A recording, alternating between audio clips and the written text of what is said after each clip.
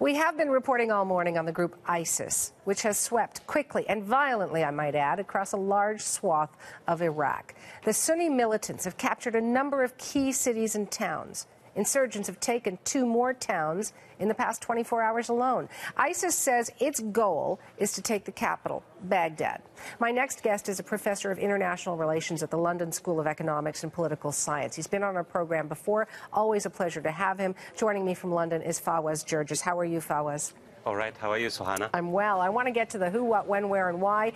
We don't have a lot of time, but let's start with the who. This group ISIS, who are the people that make it up? Well, ISIS really is part of the family of Al-Qaeda. In fact, ISIS extremism gives Al-Qaeda a good name. It's on the far right of Al-Qaeda, the Al-Qaeda of Osama bin Laden and Ayman Zawahiri. They are the most extremist Islamist faction that exists in the world today. And their basic strategic goal is to establish a centralized Islamist rule in the entire Muslim world, what they call in Arabic al-Khalifa. And their basic goal is to control as much territory as possible and then establish emirats or governments or entities on these basically liberated territories now, both in Iraq and Syria. Just for viewers, Suhana, ISIS now, or in a simple term, Al-Qaeda-linked fighters, control about 40% of Iraqi territories and some Syrian territories now in terms of terrain, 40%. And this tells you how far ISIS has come as an organization in the last 2 or 3 years. That is a huge number. I mean, keep it in perspective, 40%. They want to get to Baghdad. I was speaking with one of our correspondents just earlier, Martin Shulov, who was in Baghdad, who says it's quiet there. People are not out on the streets. People are leaving. They're expecting a big battle to come. Why do you think ISIS has been able to make these big gains so quickly in this al-Khalifa? Suhana, this is the central question.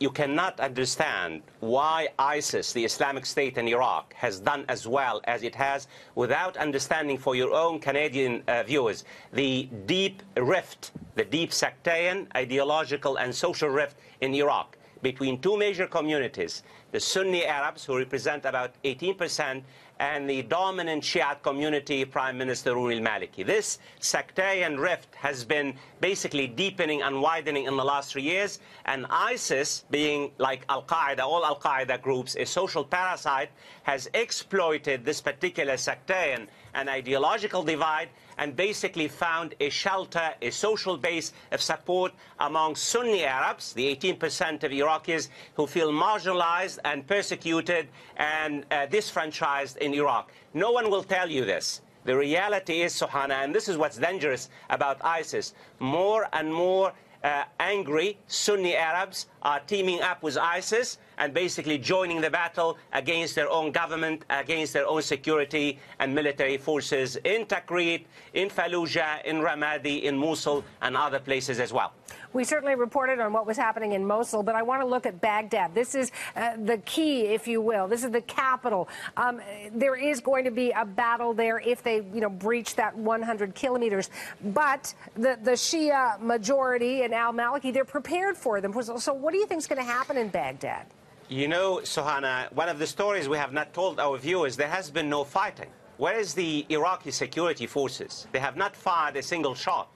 You're not talking about tens of thousands of ISIS. They have taken Tikrit with 800 fighters. With Mosul with 8. We're talking about really low thousand. The big story is not about why ISIS has surged, but about the disintegration and basically the collapse, almost near collapse of the Iraqi security forces. Point 2. Point 3, I don't think ISIS will be able to take over Baghdad for a variety of reasons.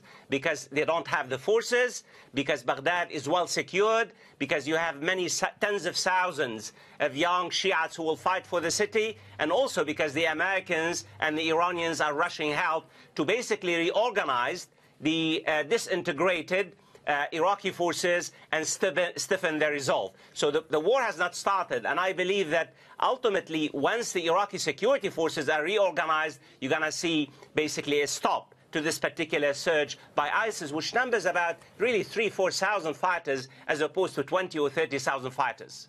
I want to thank you, Fawaz. As I mentioned, always a pleasure. Thank you for having me. Fawaz Gerges of the London School of Economics and Political Science.